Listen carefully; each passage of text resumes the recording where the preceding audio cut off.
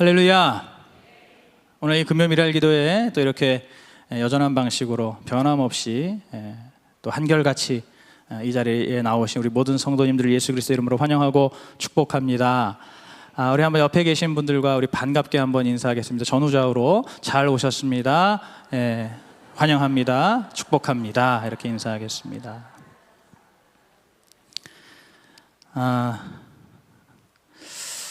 오늘 아까 전에 영상 보셨던 것처럼 너무너무 참 우리 하나님께 영광을 돌리고 감사와 영광을 돌리는 그러한 밤입니다. 다 아시는 대로 우리 시온이가 태어나서 처음으로 자신의 두 팔로 땅을 딛고 이렇게 자기 스스로의 힘으로 앉을 수 있도록 우리 하나님께서 은혜를 베풀어 주신 줄로 믿습니다.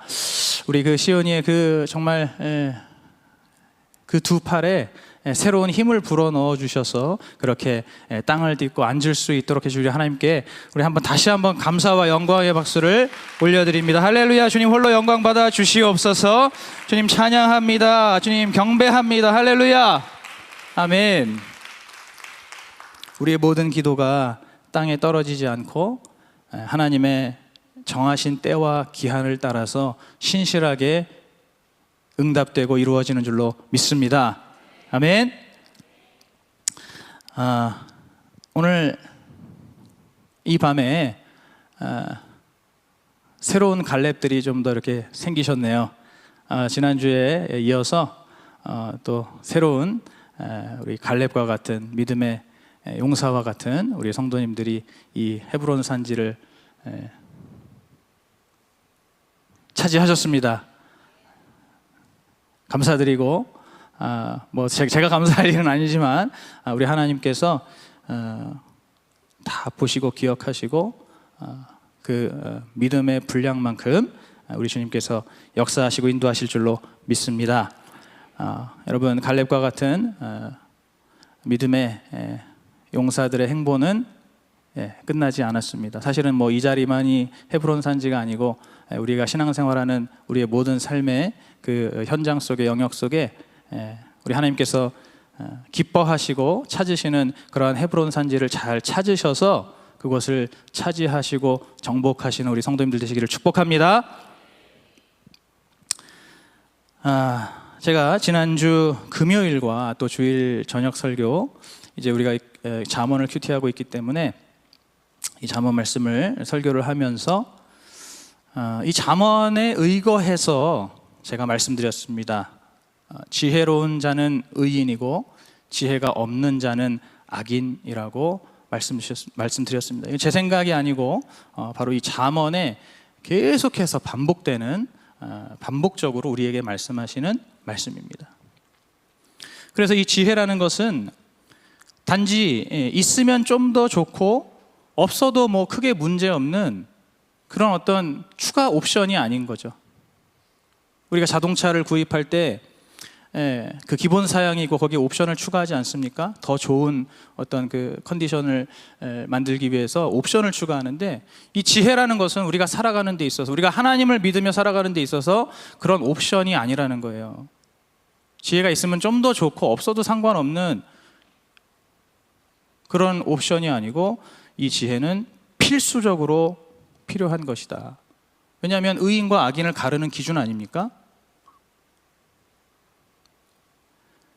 이건 필수적으로 필요한 덕목이라고 할 수가 있습니다. 우리 하나님께서 선과 악, 의와 불의를 구분하시는 너무나 선명한 기준이 바로 이 지혜가 있느냐 없느냐라는 것이죠.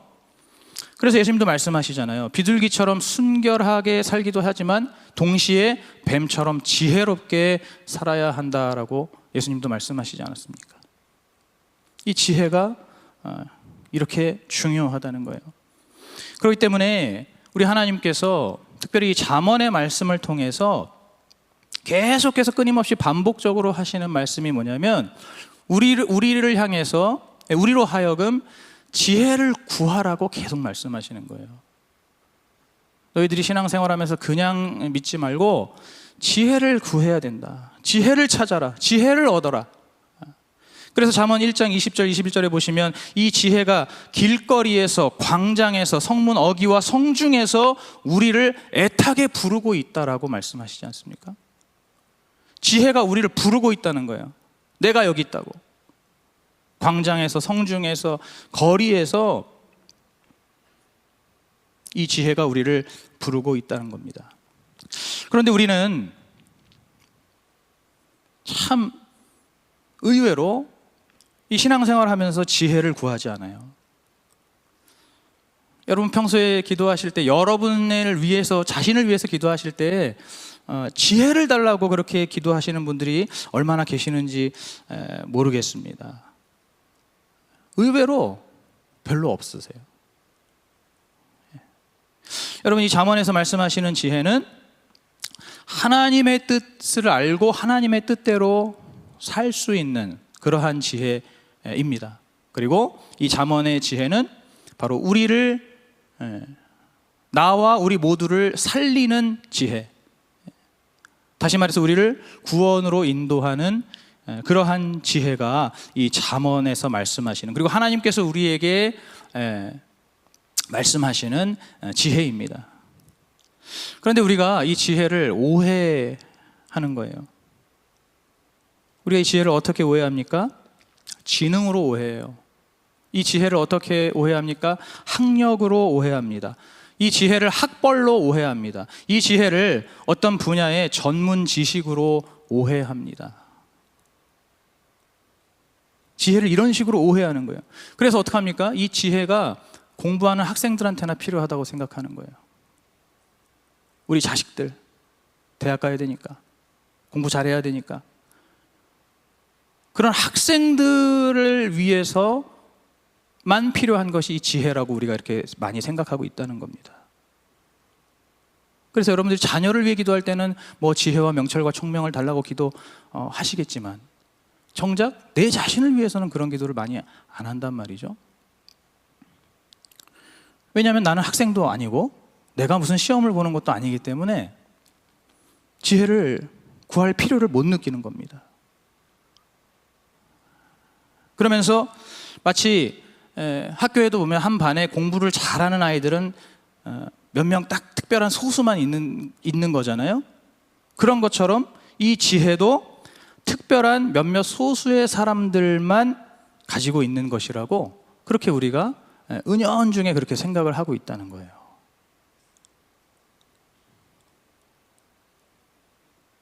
그러다 보니까 제가 지난 그 주일 설교 때도 잠깐 말씀을 드렸지만은, 우리가 이런 어떤 지혜를 구하지 않는 그런 어떤 분위기나 혹은 좀 지혜가 좀 부족한 그런 분위기에는 우리가 굉장히 관용적이에요.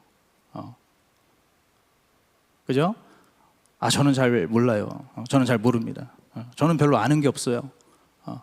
저는 이거 잘 못합니다. 저는 좀 머리가 좀 나빠가지고 극적 뭐 이러면은 다들 그냥 뭐 그럴 수도 있지, 뭐 괜찮아 뭐 그 정도면 잘했어, 다 이런 분위기잖아요. 받아주는 분위기, 그죠? 관용적인 분위기. 만약에 거기다 대고 그래 좀 문제가 있긴 있네, 좀 머리가 좀 뭐 이런 식으로 만약에 누가 반응한다면은 그 사람은 대번에 인성이 좀 문제가 있는 그런 취급을 받겠죠. 여러분 뭐 이렇게 찔리십니까? 왜 이렇게 뭐 좀 찔리세요? 왜 이렇게 분위기가 좀 쎄해지는 것 같아요. 제가 지난주 수요일에 우리 지명희 전도사님 설교에 너무 많은 은혜를 받았는데, 여러분 혹시 그런 자격지심이나 컴플렉스가 있으시면 떨쳐버리시기 바랍니다. 자, 그래서 그런 거에 대해서는 우리가 그냥 다 괜찮다고, 누가 그렇게 다 머리가 좋냐, 누가 다 그렇게 지혜롭냐, 어차피 그런 사람 별로 없어, 이런 식으로 생각하면서 우리끼리는 좋게 넘어가는 그런 분위기가 많은데, 그런데 오늘 이 잠언을 비롯한 이 성경, 이 하나님의 말씀에서는 우리에게 무조건 괜찮다고만 말씀하시지는 않습니다. 우리에게 무작정 덮어놓고 그럴 수 있다라고 말씀하시지는 않아요. 우리 하나님께서는 너희들 중에 몇몇 소수에게만 지혜가 필요하다, 너희들 중에 몇몇 소수만 지혜를 구해라, 너희들 중에 목사, 전도사만 지혜를 구해라, 장로, 권사까지만 지혜를 구해라, 이렇게 말씀하시지 않습니다. 그죠? 오늘 우리가 큐티하는 이 잠언도 그렇고요. 누구든지 지혜가 필요한 자에게는 후히 주시고 꾸짖지 않겠다라고 말씀하고 계시죠. 야고보서에서. 그 누구든지라는 겁니다. 누구든지. 선택된 소수, 특별한 소수만 지혜를 구하는 것이 아니라 예수 믿는 모든 자들은 지혜를 구하라고 우리 하나님께서 명령하고 계십니다.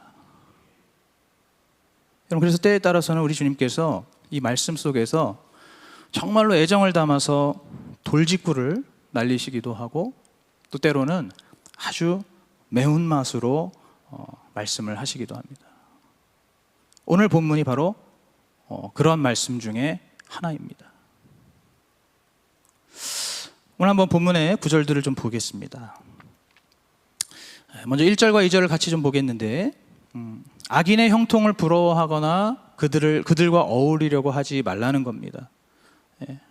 왜 그러냐면 그들은 늘 마음에 강포를 품고 있고 그 입술에 잔해를 말한다는 거예요. 다른 말로 하면 그들은 늘 폭력적이고 늘 문제를 일으키는, 그러한 문제를 만들어내는 그러한 방식으로 산다는 겁니다.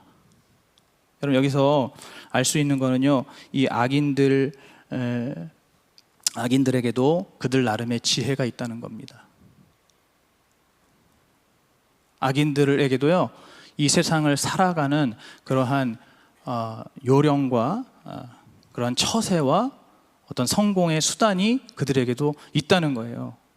하나님과 상관없이 이 땅에서 살아갈 수 있는, 이 땅에서 성공할 수 있고 잘 나갈 수 있는 어떤 그러한 그 지혜들이 그들에게도 있다는 겁니다. 폭력적이고 때로는 선정적이고, 또 때로는 일부러 사람들을 불편하게 하는 그러한 어떤 말이나 행동을 일부러 하는 사람들, 요즘에 유튜브나 SNS 보면은 그런 사람들이 있잖아요. 요즘에 그런 사람들이 있지 않습니까? 일부러 이슈를 만드는 거죠. 그런 플랫폼을 통해서, 유튜브나 SNS를 플랫폼을 통해서 일부러 막 사람들 눈에 거슬리게, 귀에 거슬리게 하는 그런 어떤 말이나 행동을 일부러 하는 거예요. 그렇게 해서 그들이 노리는 게 뭡니까? 유명해지는 거죠. 일단 유명해지는 겁니다. 그렇게 함으로써 거기서 수익을 창출해내는 그런 사람들이, 요즘엔 이제 이런 미디어가 발달하다 보니까 그런 사람들이 나오는 거예요.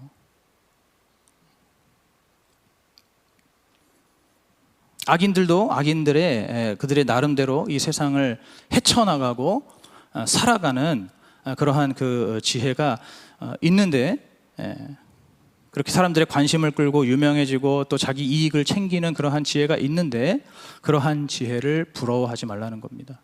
그러한 지혜를 따라하지 말라는 겁니다. 아멘. 이제 3절과 4절부터 하나님의 지혜를 칭송하고 추앙합니다. 1, 2절에서는 악인들의 지혜, 그것은 부러워하지도 말고 따르지도 말라고 말씀하시고, 이제 3절부터는 하나님의 지혜를 말씀하세요. 그래서 견고한 집은 오직 지혜와 명철과 지식으로 건축이 된다라고 말씀하십니다. 여기서 말하는 이 지혜와 명철과 지식은 이제 하나님의 지혜를 말하는 것이죠. 이 견고한 집은 무엇입니까? 단순한 건물만 말하는 것이 아니라 우리의 삶을 뜻합니다. 우리의 삶, 우리의 가정, 또 우리의 교회, 이렇게 확장을 시킬 수가 있죠.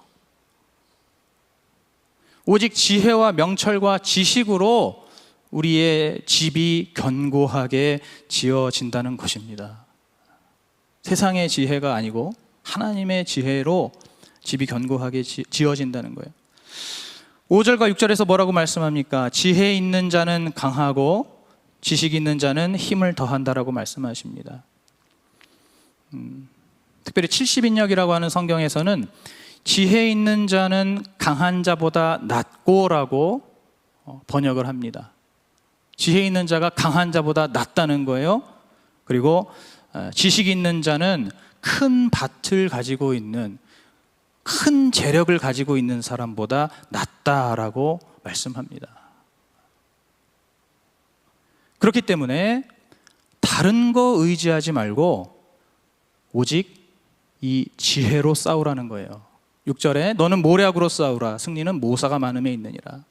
그러니까 너희들 다른 거 의지하지 말고, 다른 거 찾지 말고 오직 이 지혜로 싸우라는 거예요. 지혜로 인생을 헤쳐나가는 겁니다. 이 지혜로 싸우는 자에게 승리가 있다라는 것입니다.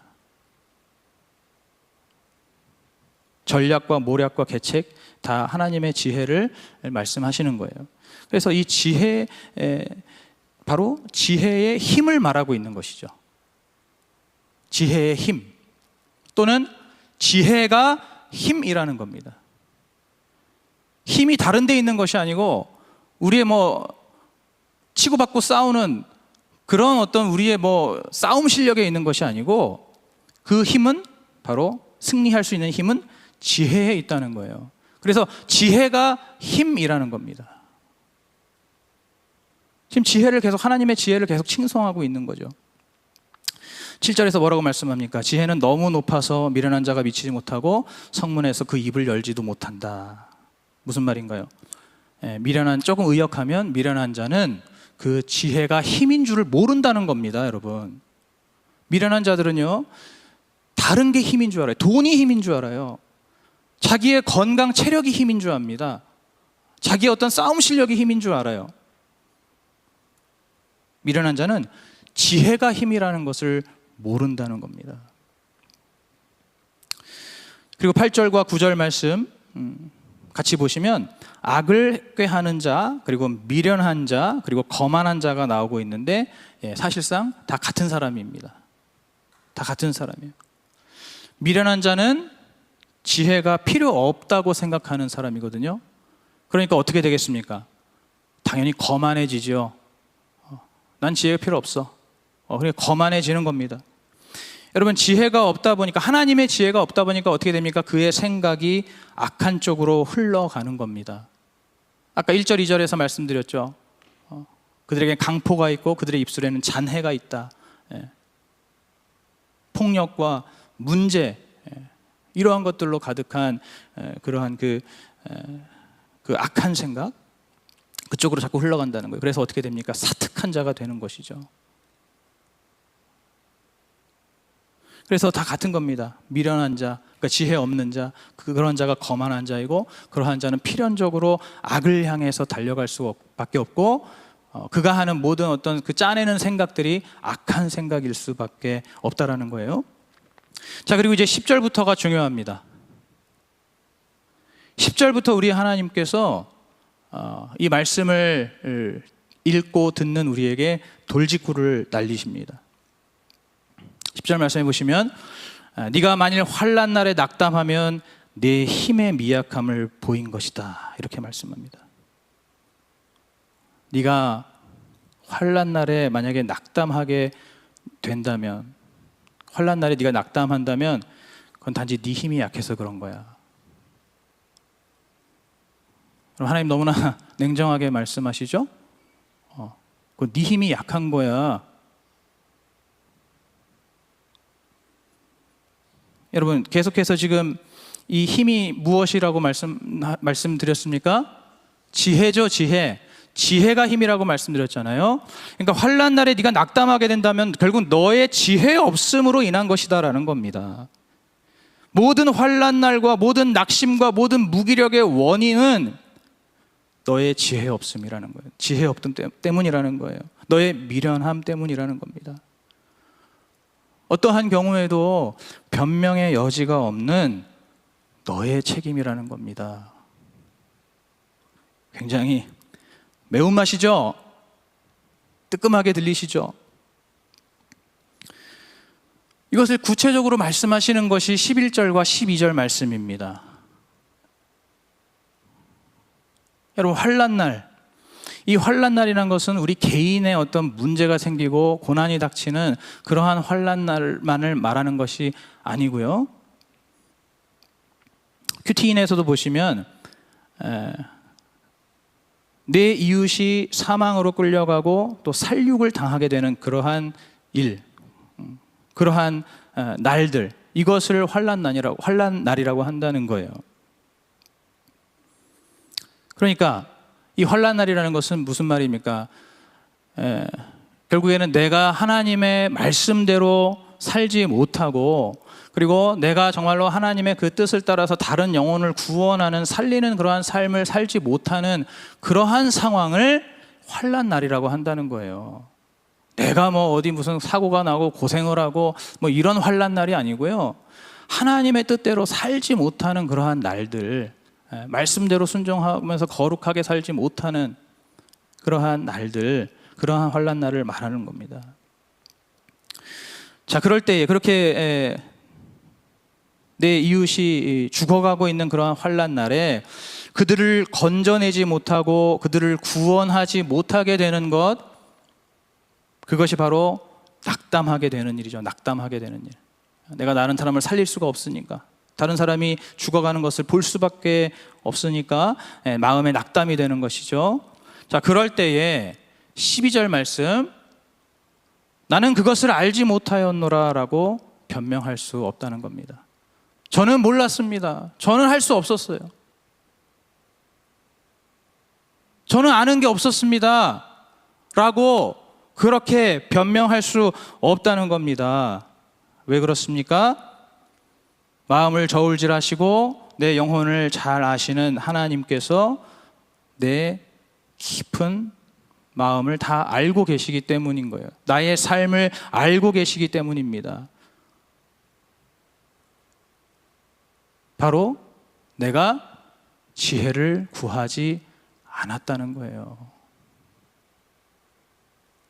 지혜를 구하지 않았던 네 자신의 그 연약함과 미약함이 모든 환난 날의 낙담의 원인이라는 겁니다.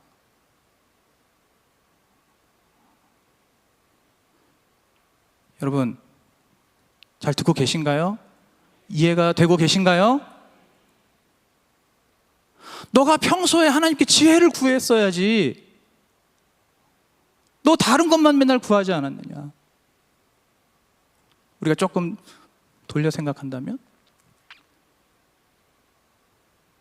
우리가 하나님께 지혜를 구하고 그 지혜를 받았다면은 이런 일이 생기지 않았을 것이다 라는 것이죠.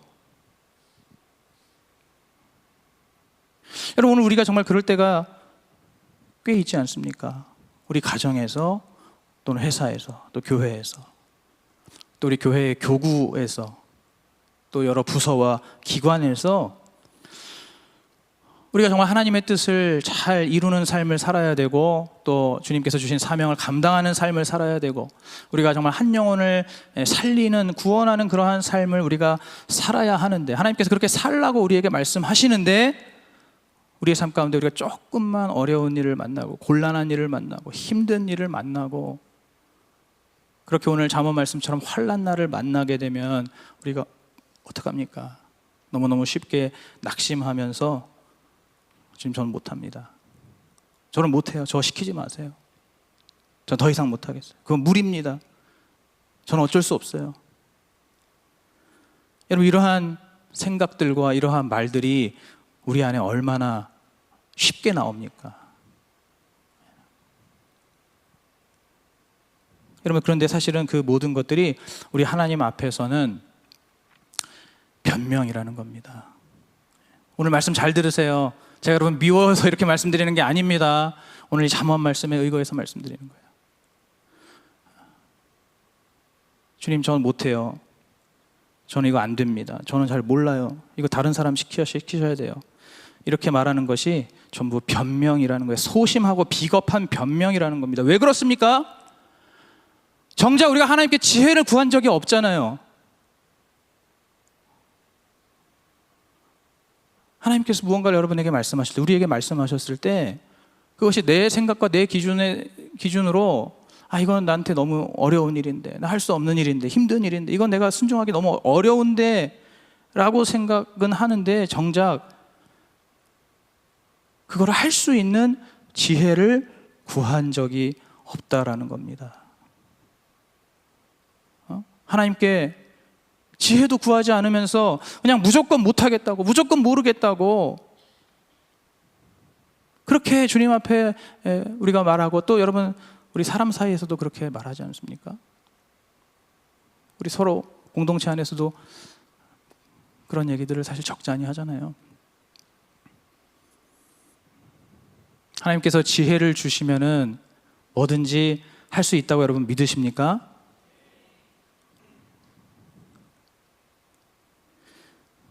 근데 우리가 평소에 그런 믿음이 없이 하나님께 정말 지혜를 구하는, 그 놀라운 지혜를 구하는 어떤 그러한 믿음의 순종이 없이 그냥 못하겠다고 그러는 거죠. 사실 그 마음 깊은 곳은 그냥 하기 싫은 것 아니겠습니까? 여러분, 단순히 교회의 직분만을 말하는 것이 아닙니다. 우리가 믿음으로 살아가는 우리의 삶의 모든 여정 속에서 하나님께서 시시각각으로 우리에게 요구하시는 어떤 순종의 그런 타이밍들이 있잖아요. 그런 순종을 요구하시는 순간들이 있잖아요. 우리의 인생 속에서 하나님께서 이렇게 선택의 기로를 이렇게 열어주실 때가 있잖아요. 그런 모든 것들을 말하는 겁니다. 하나님께 지혜는 구하지 않으면서 무조건 발뺌만 하는 것, 여러분 이것이 미련하고 거만하고 악한 마음이라는 것을 여러분 믿으시기 바랍니다. 여러분, 그래서 오늘 13절 14절에서 이렇게 말씀하시는 거예요. 뭐라고 말씀하십니까? 너희들 지혜를 좀 구해라. 제발 지혜를 좀 구해라. 그러면서 이 지혜를 무엇에 비유하십니까? 꿀에다가 비유하시잖아요. 꿀에다가. 저 요즘에 꿀을 되게 많이 먹거든요. 우리 성도님들께서 너무나 감사하게도 제 목을 위해서 이렇게 막 꿀을 막 선물로 주시거든요. 꿀이 목에 좋다고 하시면서. 그래가지고 각양각색의 꿀을 막 열심히, 정말 태어나서 처음 먹어보는 꿀도 있고 먹고 있는데 너무 맛있어요. 그렇잖아요. 꿀 못 드셔보셨어요? 왜 다들 표정들이 꿀 먹은 벙어리처럼 이렇게. 너무 맛있고 그러면서 몸에 좋다고 하니까 얼마나 좋습니까? 이보다 좋을 수가 없잖아요. 그런데 이 말씀을 지금 지혜를 이 꿀에다가 비유하고 계신 겁니다. 우리의 몸에도 좋고 우리의 입에도 달콤한 그러한 그 송이꿀이라고 이 지혜를 지금 말씀하시는 거예요. 이 지혜가 얼마나 좋으면, 이 지혜가 우리에게 얼마나 좋은 것이면 하나님께서 이렇게 말씀하고 계신 겁니다. 그러면서 너희들 제발 이 지혜를 너희들이 정말 간절히 하나님께 바라고 구하고 이 지혜를 얻어서 하나님의 뜻을 이루는 그러한 구원의 인생이 되라고, 장래의 소망이 충만한 인생이 되라고 오늘 우리에게 말씀하시는 줄로 믿습니다. 너희들 제발 이 하나님의 지혜를 좀 구해서 늘 못한다 발뺌하지 말고 뒤로 내빼지 말고 하나님께 지혜를 좀 구해서, 이 지혜가 힘이니까, 이 지혜가 능력이니까, 이 지혜가 권세니까 이 하나님의 지혜를 너희들이 얻어서 무슨 일이든지 감당하면서 너희들의 장래에 소망이 가득한 그러한 인생이 되라고 오늘 주님 우리에게 말씀하시는 줄로 믿습니다. 여러분, 하나님께서 지혜 주시면 모든 것이 가능한 줄로 믿으십니까? 믿으십니까? 여러분, 하나님의 사람들은 예외 없이 지혜로운 사람들이었어요. 최근에 설교했던 갈렙, 여러분 얼마나 지혜로운 사람이었습니까? 그죠? 그냥 갈렙이 무조건 저돌적이어가지고 헤브론 산지로 달려간 게 아니잖아요. 그는 지혜가 있었습니다. 비록 그의 출신과 배경은 아무것도 없었지만은 하나님의 약속이 이루어진다라고 하는 그 믿음, 그것이 그에게 지혜가 돼서 제일 먼저 다른 그 누구도 가려고 하지 않는 그 헤브론을 보는 안목을 이 갈렙이 가졌던 거예요. 그렇죠? 물론 하나님께서 약속해 주셨지만 계산기 두드리면 나올 수 없는 그런 지혜입니다. 그죠? 하나님께서 주시는 그 지혜와 안목을 가지고 갈렙이 헤브론으로 치고 나간 것입니다. 하나님 주시는 지혜로 그가 그렇게 나아갔던 거예요. 여러분, 이 유다, 제가 말씀드렸던 유다, 그가 정말 파렴치한 죄인이었지만은 그가 회개하고 나서 이제 사람들을 살리는 그러한 중보자가 되지 않았습니까? 중재자가 되지 않았습니까? 여러분, 이 중재, 중보 아무나 하나요? 정말 지혜가 있어야 되잖아요.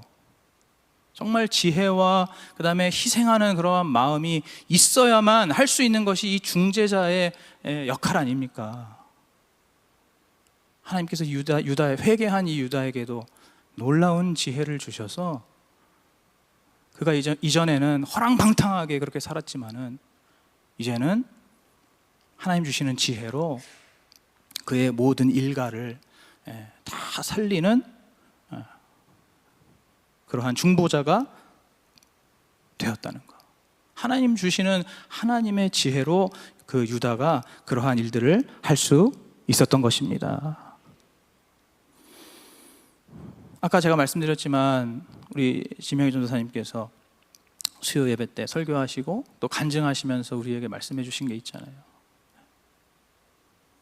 어렸을 적에 아버지께서 일찍 돌아가시고 너무나 어려워진 형편, 집안 형편 때문에 이렇게 공부를 많이 하실 수가 없었던 그러한 그 환경, 그것이 참 수치였고 컴플렉스였지만, 그래서 사실 그렇다 보니까 어떻게 보면 늘 좀 삶 속에 자신감이 없고 좀 뒤로 숨고 싶고 또 때로는 핑계와 변명으로 일관하는 그러한 때도 있는 그러한 삶이셨지만, 전도사님께서도 하나님의 말씀을 이제 그 말씀을 온전히 깨닫고 이제는 그러한 출신이나 배경과 상관없이 누구나 우리 하나님을 온전히 따르는 영적 장자가 될 수 있다라는 것을, 그것을 말씀을 통해 깨달으시고 우리 전도사님의 삶이 새로운 소망으로 회복되신 줄 믿습니다. 여기 헤브론 산지에 그냥 나오신 게 아니더라고요. 그 설교 준비하시면서 벌써 이렇게 준비가 마음속에 되신 거였더라고요. 그래서 그날 수요 예배 오신 분들, 우리 전도사님 얼마나 지혜롭게 설교하셨습니까? 그렇죠? 정말 지혜로운 설교를 하셨잖아요.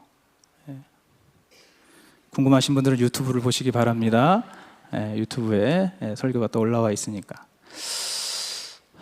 정말 그 하나님 주시는 지혜로 말씀을 전할 때 우리 모두에게 큰 은혜와 도전이 되었습니다.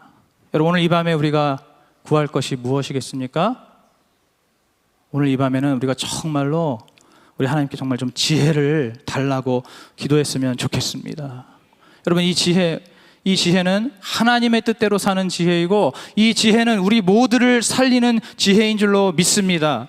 이것은 바로 구원에 이르는 지혜라고 그렇게 말씀하시는 거예요. 여러분, 이 지혜가 어디에 있습니까? 이 구원에 이르는 지혜가 어디에 있습니까? 여러분 다 갖고 계시잖아요.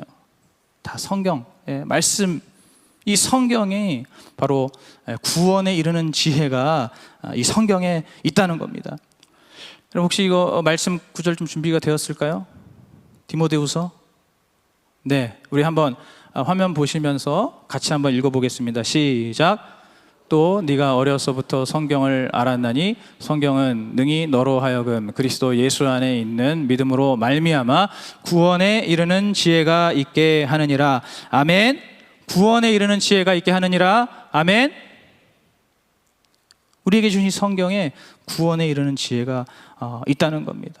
오늘 이 밤에 우리가 이 하나님께서 우리에게 주신 이 말씀으로 우리를 좀 지혜롭게 하여 주시옵소서. 그 주님께서 주시는 지혜로 우리 하나님을 내가 정말 온전히 따르는 영적 장자가 되고 내가 그 하나님의 뜻을 온전히 이루고 많은 사람들을 살리는 그러한 하나님의 구원의 통로요 도구가 되게 하여 주시옵소서. 오늘 이 밤 우리가 같이 그렇게 좀 뜨겁게 기도하는 밤 되기를 간절히 소원합니다.